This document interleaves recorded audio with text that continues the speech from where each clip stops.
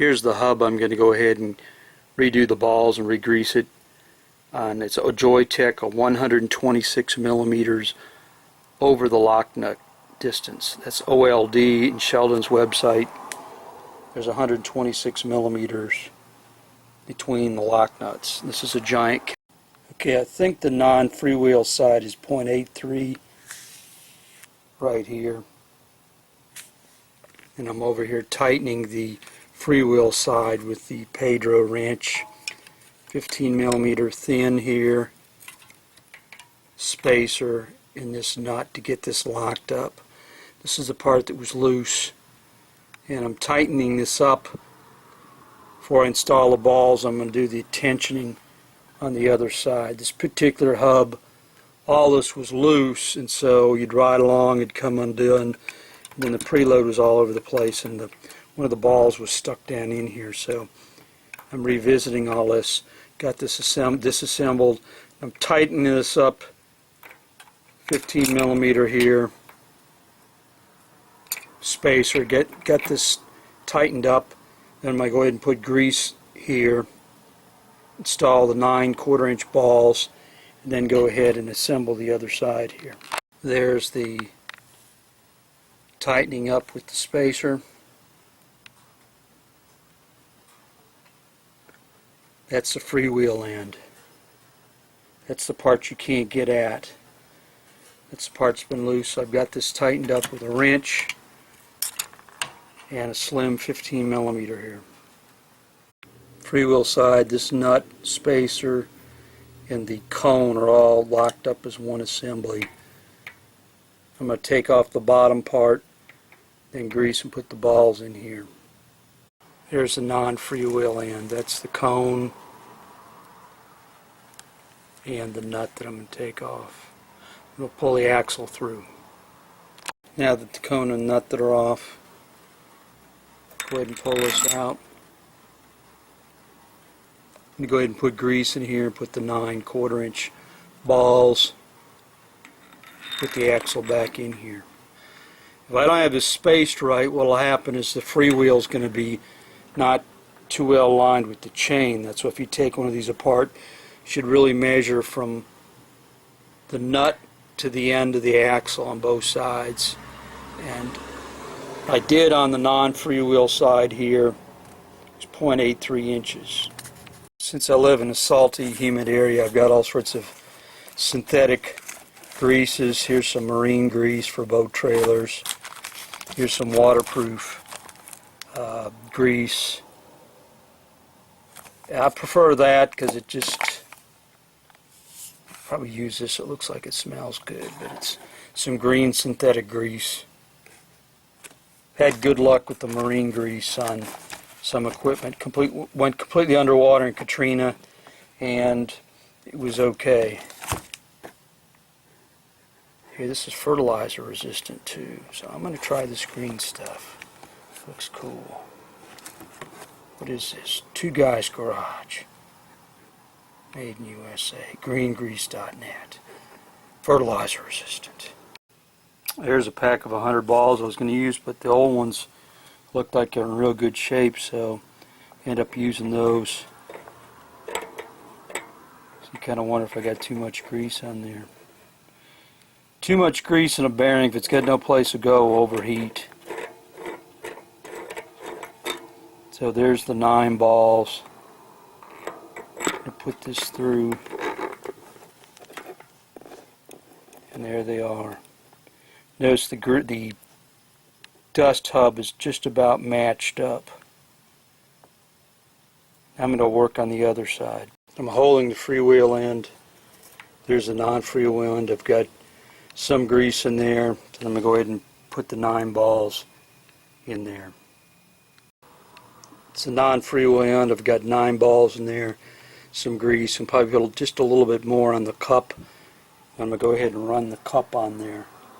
That's the preload end. Got to make sure the balls don't come out of there. Okay, here where I'm trying to get some of the excess grease out, I have to be careful I don't drop one of the balls out of there, but that's the cup that I'm going to go through and tighten up. That's the preload end. I got the preload just barely snugged up. You can feel it. It's a little bit, that's a whole nother subject, but you get it to it's just snug, and you put a nut on there to kind of hold it in place, and you may have to put it on the bike, you may have to try it several times. Get the grease packed in. This particular one now, since it's on here, you can see the axle's got a little bit of up and down, so it might be that this has got a little bit of bend to it.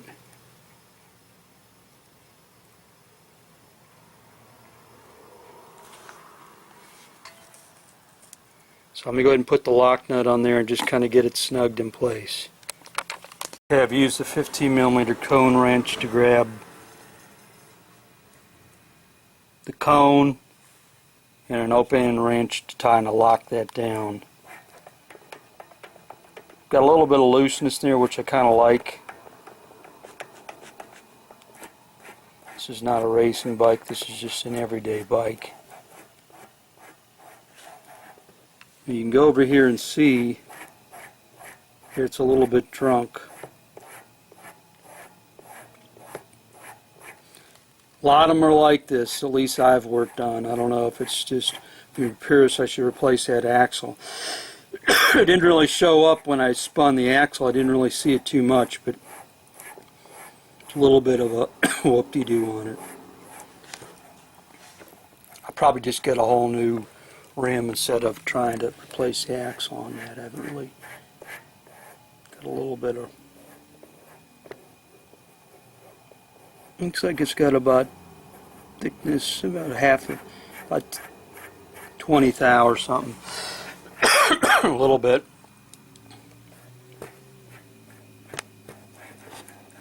But the feel of this is totally, compared to what I started with originally had 8 balls on the freewheel side and 9 the other. It was totally just like a bucket of bolts. It just sounded horrible. So this is going to be immensely better for what I want to use this bike for.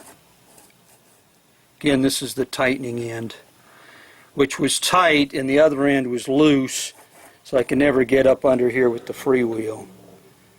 When I put the freewheel back on, I'm going to go ahead and put some grease on here, just so it doesn't get stuck.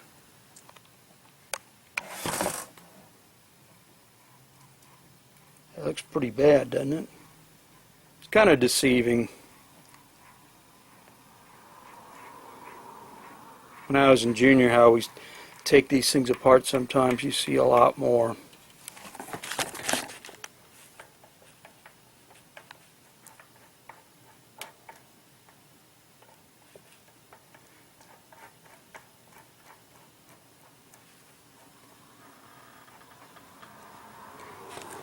That's the Sun Tour gear set with 6 gears. So you get threaded on there. And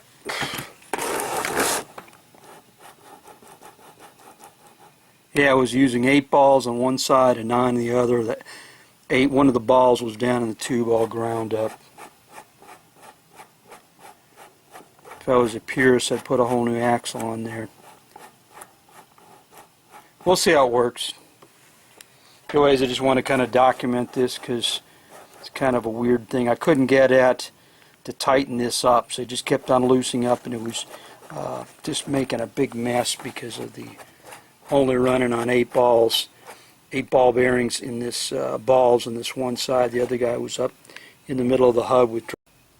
Again, just for preventative measures, I just put some grease on the threaded area of the Sun Tour there, and some here on the hub, just so I don't get this sucker off easy. That's a Joytech hub. I think it's a real cheap hub.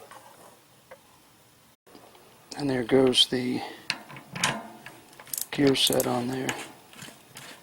You just screw it on. It'll self-tighten with when you pedal a bike.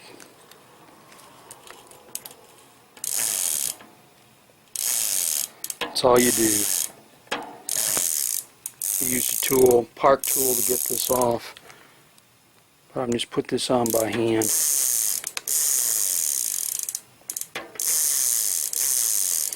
Cleaned all that off with just some paper towels. Didn't even really oil it.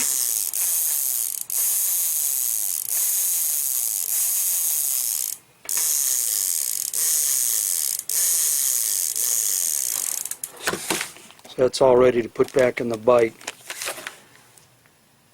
Now if you don't get this dimension there right, the gears are going to be in the wrong place with respect to the chain. And that dimension is about equal to what this is. I just set it up the way it was when I took it off the bike. And if it's wrong and I want to move it over, I'll have to go ahead and take the Sun Tour gear set off with the part tool and then go through and undo over here and then take this apart and then move this up and the spacer and the whole gizmo. Retighten it again with the 15 millimeter thing. This is the end that's fixed that you don't adjust, and that's the adjustment end. Here's an interesting question. If it's already got a slight bent to it, should I put this thing so it's bent up or down? It's kind of an interesting question. This feels immensely better than what I took apart with only one of the balls in there. It was a disaster. There it is in all its glory. Sun Tour mounted. Get the bearings where they want to. Got the grease back in its box. There's the cone wrench. Once this is all on the bike, you can go through and adjust this end to get the tension just what you want.